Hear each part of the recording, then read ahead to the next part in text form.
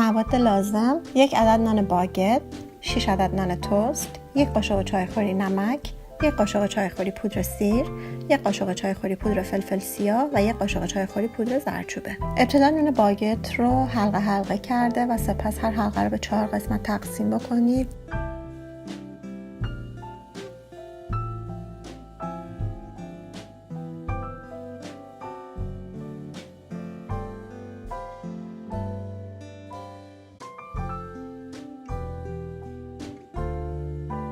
سپس نونای توست رو به قطعات مکعبی شکل کوچیک ببرید.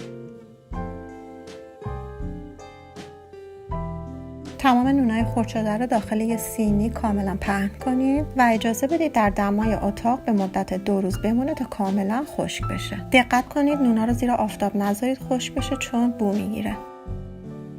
بعد از 2 روز همونطور که میبینید نونا کاملا خشک شده. نونا رو به دستگاه غذاساز منتقل بکنید و کاملا به شکل پودر در بیارید.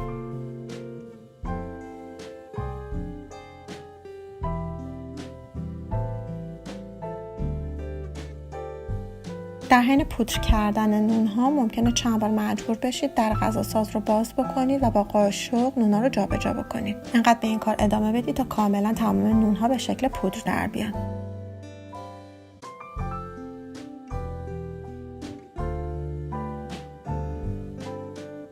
بعد از اینکه تمام نونها به شکل پودر در اومد، یک مایتابه رو زیر حرارت ملایم قرار بدید و نونای پودر شده رو داخل مایتابه منتقل کنید و برای مدت 5 دقیقه روی حرارت ملایم پودر رو تفت بدید.